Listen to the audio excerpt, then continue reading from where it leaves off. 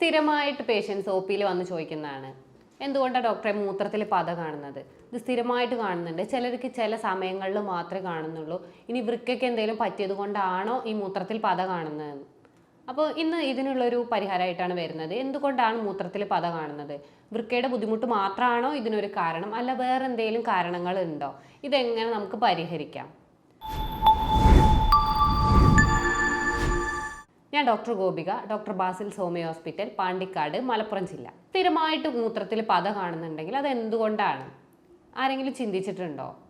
ഇത് പിന്നെ ചിലർ കൂടുതലായിട്ട് ചിന്തിക്കും ഇത് വൃക്കയുടെ ബുദ്ധിമുട്ട് മാത്രമാണ്, കിഡ്നിക്ക് എന്തെങ്കിലും വന്നിട്ടുണ്ട്, അപ്പോൾ അതാണ് ഇതിന് കാരണം. എന്നാൽ ഈ മൂത്രത്തിൽ പത എന്ന് പറയുന്നത് ഒരു കിഡ്നിയുടെ ഫങ്ഷനിങ് തകരാറിലാവുന്നതുകൊണ്ട് മാത്രമല്ല, പല കാരണങ്ങൾ കൊണ്ട് മൂത്രത്തിൽ പത വരാറുണ്ട്. എന്നാൽ സ്ഥിരമായിട്ടുണ്ടാകുന്ന മൂത്രത്തിൽ പത നമ്മൾ ശ്രദ്ധിക്കേണ്ട ഒരു കാര്യമാണ്. അത് ചിലപ്പോൾ പ്രോട്ടീൻ കൂടുതലായിട്ട് മൂത്രത്തിലൂടെ പോകുന്നത് കൊണ്ടായിരിക്കാം. പ്രോട്ടീനിൽ വരുന്ന ആൽബുമിൻ കൂടുതലായിട്ട് മൂത്രത്തിൽ കാണുമ്പോഴാണ് പതയായിട്ട് വരുന്നത്. ഇത് നോർമലി കാണുന്നത് ബ്ലഡിലാണ്. ഈ പ്രോട്ടീൻ എന്ന് പറയുന്നത് രക്തകോശങ്ങളുടെ ഉൽപ്പാദനം, മസിൽസിൻ്റെ പ്രൊഡക്ഷൻ, അതേപോലെ രോഗപ്രതിരോധ ശേഷി, ഇതിനൊക്കെ സഹായിക്കുന്ന ഒരു ഘടകമാണ്. അപ്പോൾ ഇത് ബ്ലഡിൽ വേണ്ട സാധനം. ബ്ലഡ് എന്ന് പറയുന്നത് നമ്മൾ പ്യൂരിഫൈ ചെയ്യുന്നത് വൃക്ക വഴിയാണ്. അപ്പോൾ ഈ വൃക്ക പ്യൂരിഫൈ ചെയ്യുന്ന സമയത്ത് വൃക്കയ്ക്ക് എന്തെങ്കിലും തകരാറ് വന്നിട്ടുണ്ടെങ്കിൽ ആ സമയത്ത് ഇത് ലീക്കായിട്ട് മൂത്രത്തിൽ കാണും. അപ്പോൾ ഇതൊരു റീസണാണ്. മെയിനായിട്ട് സ്ഥിരമായിട്ട് കാണുന്നുണ്ടെന്നുണ്ടെങ്കിൽ അത് ചിലപ്പോൾ ഒരു കിഡ്നി ഫങ്ഷനിങ്ങിൻ്റെ ബുദ്ധിമുട്ട് കാരണമായിരിക്കാം. അപ്പോൾ ഈ പ്രോട്ടീൻ നോർമലി വൃക്ക രക്തം ശുദ്ധീകരിക്കുന്നുണ്ട്. ആ ശുദ്ധീകരിക്കുന്ന സമയത്ത് എന്ന് പറഞ്ഞാൽ അതിനുള്ള ഒരു നോർമൽ അരിപ്പയാണത്. അതിൽ നിന്ന് എന്തെങ്കിലും ഒരു ഇൻഫെക്ഷൻ അല്ലെങ്കിൽ എന്തെങ്കിലും ഒരു ഇൻഫ്ലമേഷൻ കാരണം അതിലൊരു ആ പോറുകൾക്ക്, അവിടെ വരുന്ന അരിപ്പ പോലെയുള്ള പോറുകൾക്ക് അതിനൊരു വികാസം വന്നിട്ടുണ്ടെന്നുണ്ടെങ്കിൽ അതിൽ ലീക്കേജ് സംഭവിക്കും. ഈ പ്രോട്ടീൻ എന്ന് പറയുന്നത് കുറച്ച് വലിപ്പമുള്ള പാർട്ടിക്കിളാണ്. അപ്പോൾ ആ പാർട്ടിക്കിൾ അതിലൂടെ മൂത്രത്തിലൂടെ പുറത്തേക്ക് വരുന്ന ഒരു അവസ്ഥ ഉണ്ടാവും. അപ്പോൾ ഇത് കാരണം മൂത്രത്തിൽ പത ഉണ്ടാവാം. എന്നാൽ ഇതല്ലാത്ത കുറേ റീസൺ കാരണം മൂത്രത്തിൽ പത ഉണ്ടാവാറുണ്ട്. അതിൽ മറ്റൊരു റീസൺ എന്ന് പറയുന്നത്, ഇപ്പോൾ നമ്മൾ ടോയ്ലറ്റിൽ കൂടുതലായിട്ട് വെള്ളമുള്ള സമയത്ത് ആ സമയത്താണ് അതിലേക്ക് മൂത്രം ഒഴിക്കുന്നതെന്നുണ്ടെങ്കിൽ അപ്പോൾ കൂടുതലായിട്ട് പത നിറഞ്ഞു പൊന്താനുള്ള ചാൻസ് ഉണ്ടാവാറുണ്ട്. അതുപോലെ തന്നെയാണ് സോപ്പിൻ്റെ അംശം.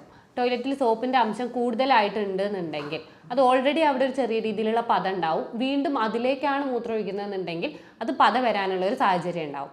ഇതെന്ന് പറഞ്ഞാൽ ഇടയ്ക്കിടയ്ക്കുള്ള സാഹചര്യമാണ്. എന്നാൽ ഇത് പ്രോട്ടീൻ കാരണമുള്ളതാണോ, കിഡ്നീൻ്റെ ബുദ്ധിമുട്ട് കാരണമുള്ളതാണോ, അല്ല നോർമൽ ഈ പത കാരണമുള്ളതാണോ എന്നെങ്ങനെ നമുക്ക് മനസ്സിലാക്കാൻ പറ്റുക നോക്കാം. ഇത് പ്രോട്ടീൻ കാരണമുള്ളതാണെങ്കിൽ മൂത്രമൊഴിച്ച് കുറച്ച് നേരം കഴിഞ്ഞാലും ഈ പത അതുപോലെ നിൽക്കുന്നത് കാണാം. അതുപോലെ തന്നെ ഈ പതയുടെ പ്രത്യേകത എന്ന് പറഞ്ഞു കഴിഞ്ഞാൽ, നമ്മൾ ഈ മുട്ടയുടെ വെള്ള അടിച്ചു കഴിഞ്ഞാൽ ഉണ്ടാകുന്ന ഒരു പതയില്ല, ഒരു കട്ടിയുള്ള പത, ആ രീതിയിലായിരിക്കും നമ്മൾ പ്രോട്ടീൻ കിഡ്നിയിൽ നിന്ന് നഷ്ടപ്പെട്ടു പോയിട്ടുണ്ടെന്നുണ്ടെങ്കിൽ അത് കാരണമുള്ള പത. അതുപോലെ തന്നെ ഇത് ടോയ്ലറ്റിൻ്റെ വശങ്ങളിൽ പറ്റി പിടിച്ചിട്ടുണ്ടാകും. ഒരു ഹാർഡായിട്ടുള്ള കട്ടിയുള്ള പതകൾ പറ്റി പിടിച്ചിട്ടുണ്ടെന്നുണ്ടെങ്കിൽ അത് പ്രോട്ടീൻ ലീക്കേജ് കാരണമുള്ള പതയാണെന്ന് മനസ്സിലാക്കണം. പിന്നെ ഇനി വേറെന്തൊക്കെ റീസണുകളാണ് പതയ്ക്കുള്ളത് നോക്കാം. അതിലൊന്നാണ് ഡീഹൈഡ്രേഷൻ. ശരീരത്തിൽ ആവശ്യത്തിന് വെള്ളമില്ല എന്നുണ്ടെങ്കിൽ നമ്മുടെ ശരീരം കൂടുതലായിട്ട് അരിക്കുകയും, കാരണം കിഡ്നിയിൽ രക്തത്തിൽ നിന്ന് കൂടുതലായിട്ട് വെള്ളം ഹാർഡായിട്ട് പ്യൂരിഫൈ ചെയ്തെടുക്കും. അപ്പോൾ അത് മൂത്രത്തിലൂടെ പോകുന്ന സമയത്ത് അതൊരു ഹാർഡായിട്ടുള്ളതായിരിക്കും. അപ്പോൾ കോൺസെൻട്രേഷൻ കൂടുതലാവുമ്പോൾ അത് പത ഫോം ചെയ്യാനുള്ളൊരു കാരണമാവാറുണ്ട്. അപ്പോൾ ഇത് നമ്മൾ കൂടുതലായിട്ട് വെള്ളം കുടിക്കുകയാണെന്നുണ്ടെങ്കിൽ ഇത് നോർമലൈസ് ചെയ്ത് പോകാൻ പറ്റും. പിന്നെ ഒന്നാണ് മൂത്രത്തിൽ പഴുപ്പ്, UTI. എന്ത് ഇൻഫെക്ഷൻ വന്നു കഴിഞ്ഞാലും അത് യൂറിൻ കോൺസെൻട്രേഷൻ കൂട്ടാൻ കാരണമാവും. അതുപോലെ തന്നെ ഈ UTI കാരണം അവിടെ ബാക്ടീരിയാസ് കൂടും. ഇതൊരു പ്രോട്ടീൻ ലീക്കേജിന് കാരണമാവാറുണ്ട്. ഈ UTI പോലെയുള്ള ബുദ്ധിമുട്ടുകൾക്ക് എന്ന് പറഞ്ഞാൽ മൂത്രത്തിൽ പഴുപ്പിന് എന്തെങ്കിലും ട്രീറ്റ്മെൻറ്റ് എടുത്തു കഴിഞ്ഞ് അത് ഓക്കെ ആയി കഴിഞ്ഞാൽ ആ പ്രോട്ടീൻ ലീക്കേജ് നിൽക്കുകയും ചെയ്യും. പിന്നെ ഒന്ന് പറയുന്നത്, നമ്മൾ കൂടുതലായിട്ട് മെഡിസിൻ എടുത്തുകൊണ്ടിരിക്കുക. ഈ കൂടുതലായിട്ട് മെഡിക്കേഷൻ നമ്മൾ ഉള്ളിലേക്ക് എടുക്കുന്നുണ്ടെന്നുണ്ടെങ്കിൽ ഇത് ആ അരിപ്പ പോലെയുള്ള ഗ്ലോമറൂലസിനെ തകരാറിലാക്കുകയും അത് കാരണം ലീക്കേജ് ഉണ്ടാവുകയും ചെയ്യാറുണ്ട്.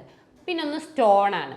കിഡ്നി സ്റ്റോൺ ഉണ്ടായിട്ടുണ്ടെന്നുണ്ടെങ്കിൽ ഈ സ്റ്റോൺ കാരണം അത് താഴത്തേക്ക് ഇറങ്ങുകയാണ്, അല്ലെങ്കിൽ ആ വൃക്കയിൽ തന്നെ അങ്ങോട്ടും ഇങ്ങോട്ടും ഇതാവുന്ന സമയത്ത് അവിടെ പോറ് വീഴാണ്, മുറിവ് വീഴാണ് സംഭവിക്കുന്നത്. ഈ മുറിവ് വീണ് കഴിഞ്ഞാൽ അതിലൂടെ പ്രോട്ടീൻ ലീക്കേജ് ഉണ്ടാവും. അപ്പോൾ അത് മൂത്രത്തിലൂടെ നഷ്ടമാവുകയും അപ്പോൾ മൂത്രത്തിൽ പത കാണാനുള്ള ഒരു സാഹചര്യം ഉണ്ടാവുകയും ചെയ്യും. പിന്നെ വൃക്ക എന്ന് പറയുന്നത് നമ്മുടെ BP, രക്തസമ്മർദ്ദം നോർമലാക്കി കൊണ്ട് നടക്കുന്ന ഒരു അവയവമാണ്.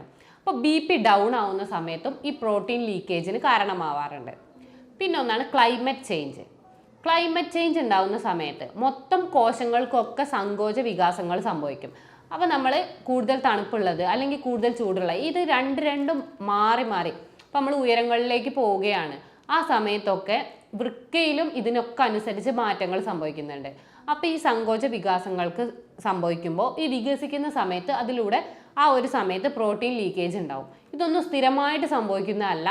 ഇതൊക്കെ ഇടയ്ക്കിടയ്ക്ക് ഉണ്ടാവുന്ന ചേഞ്ചസ് കാരണം ഉണ്ടാവുന്ന മൂത്രത്തിൽ പത കാണുന്നുണ്ടെന്നുണ്ടെങ്കിൽ അതിനുള്ള റീസണുകളാണ് ഇതെല്ലാം. പിന്നെ കൂടുതലായിട്ട് നമ്മൾ വ്യായാമം ചെയ്തു കഴിഞ്ഞാൽ ഈ വ്യായാമം ചെയ്യുന്ന സമയത്ത് എന്ന് പറഞ്ഞാൽ മസിൽ പ്രൊഡക്ഷൻ കൂടുകയാണ് ചെയ്യുന്നത്. ഇത് ക്രിയാറ്റിൻ്റെ അളവ് കൂട്ടുന്നുണ്ട്. ഈ അളവ് കൂട്ടുന്ന സമയത്ത് പ്രോട്ടീൻ ലീക്കേജ് ഉണ്ടാവാനുള്ള ചാൻസ് ഉണ്ടാവുന്നത്. അതുപോലെ തന്നെയാണ് സ്ട്രെസ്സ്. ടെൻഷൻ സ്ട്രെസ്സ് കൂടുതലായിട്ട് അനുഭവിക്കുന്നവരിൽ അഡ്രിനാലിൻ എന്ന് പറഞ്ഞ ഹോർമോൺ പ്രൊഡ്യൂസ് ചെയ്യും. ഇതും ഒരു പ്രോട്ടീൻ ലീക്കേജിന് കാരണമാവുന്നുണ്ട്. അപ്പോൾ ഇതൊക്കെ നമ്മൾ മാനേജ് ചെയ്ത് കഴിഞ്ഞാൽ മാത്രമേ ഈ ഒരു ലീക്കേജ് കുറയ്ക്കാൻ പറ്റൂ. പിന്നെ ശരീരത്തിൽ എന്തെങ്കിലും ഒരു ഇൻഫെക്ഷൻ വന്നു കഴിഞ്ഞാൽ, ഉദാഹരണമായിട്ട് ഇപ്പോൾ വൈറൽ ഫീവർ. അപ്പോൾ വൈറൽ ഫീവർ വരുന്ന സമയത്തും ഈ രക്തക്കുഴലുകൾക്ക് ഡയലേഷൻ സംഭവിക്കും. ഒരു ഇൻഫെക്ഷൻ വന്നു കഴിഞ്ഞാൽ അവിടെ ഒരു ഡയലേഷൻ ഉണ്ടാവും.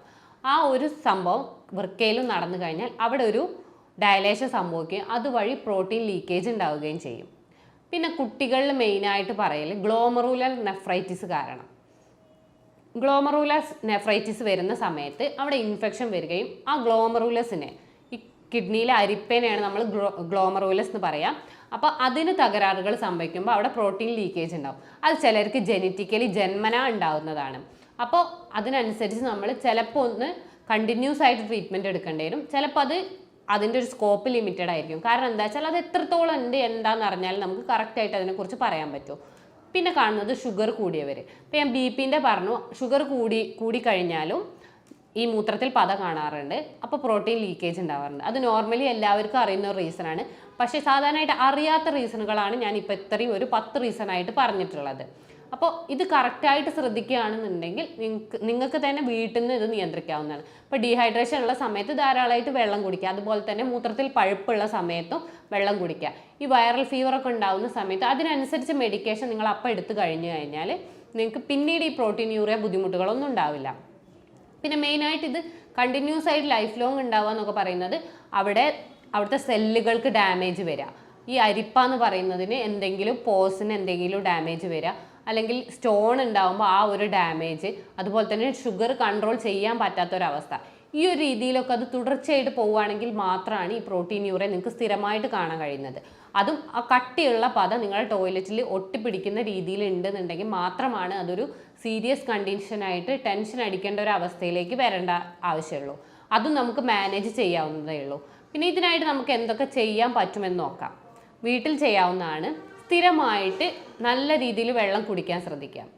അത് തന്നെ 25 kg ഉള്ള ഒരാൾ 1 ലിറ്റർ എന്ന അളവിലായിരിക്കണം വെള്ളം കുടിക്കേണ്ടത്. പക്ഷേ അത് കൂടുതലായി കഴിഞ്ഞാലും കിഡ്നീൻ്റെ ഫങ്ഷനിങ്ങിന് തകരാറിലാക്കാറുണ്ട്. അപ്പോൾ അത് കറക്റ്റായിട്ട് നോക്കിയതിന് ശേഷം മാത്രം നിങ്ങൾ ക്രിയാറ്റിൻ കൂടുതലാണോ അല്ലെങ്കിൽ ആൽബുമിൻ കൂടുതലാണോ യൂറിനിൽ അതൊക്കെ നോക്കി കറക്റ്റായിട്ട് ഐഡൻറ്റിഫൈ ചെയ്തതിന് ശേഷം ഒരു ഡോക്ടറുടെ സഹായത്തോടെ മാത്രം എത്ര ലിറ്റർ വെള്ളം കുടിക്കണം എന്നുള്ളത് തീരുമാനിക്കാം. അതുപോലെ തന്നെ ഡെയിലി ഒരു 30 മിനിറ്റ് എക്സസൈസ് ചെയ്യാൻ നോക്കാം. ശരീരം വേർക്കുന്ന രീതിയിൽ നല്ല രീതിയിലുള്ള എക്സസൈസ് ചെയ്യാൻ നോക്കാം. പിന്നെ ഇനി പ്രോട്ടീൻ യൂറിയ തന്നെയാണെന്ന് കൺഫേം ചെയ്യാൻ നമുക്ക് കുറച്ച് ലക്ഷണങ്ങൾ കൂടെ നോക്കാം. അതെന്ന് പറഞ്ഞാൽ നമുക്ക് കിതപ്പുണ്ടാവും, അതുപോലെ തന്നെ അമിതമായിട്ടുള്ളൊരു വിയർപ്പുണ്ടാവും, ചെറിയ രീതിയിലൊന്ന് നടന്നു കഴിഞ്ഞാൽ ഒരു ശ്വാസം കിട്ടാത്ത പോലെ. ഈ ഒരു ലക്ഷണങ്ങൾ നമുക്ക് പ്രോട്ടീൻ യൂറിയയിൽ എക്സ്ട്രാ കാണാറുണ്ട്. അതുപോലെ തന്നെ ഇടയ്ക്കിടയ്ക്ക് വരുന്ന മൂത്രത്തിൽ പഴുപ്പ്. അപ്പോൾ ഈ പ്രോട്ടീൻ യൂറിയ ആണെന്ന് കൺഫേം ചെയ്യാൻ ഇത്തരം ലക്ഷണങ്ങളും കൂടെ ഉണ്ടെന്നുണ്ടെങ്കിൽ നിങ്ങൾ എന്തായാലും അതൊന്ന് കൺസൾട്ട് ചെയ്ത് അതിനനുസരിച്ച് മെഡിസിൻ എടുക്കേണ്ടതാണ്. പിന്നെ സ്ഥിരമായിട്ട് വ്യായാമവും വെള്ളമൊക്കെ കുടിച്ച് നിയന്ത്രിക്കാൻ പറ്റുന്നില്ല എന്നുണ്ടെങ്കിൽ നിങ്ങൾക്ക് താഴെ കാണുന്ന നമ്പറിൽ കോൺടാക്ട് ചെയ്യാവുന്നതാണ്. ഞാൻ doctor Gopika, doctor Basil's homeo hospital, Pandikkad, Malappuram ജില്ല.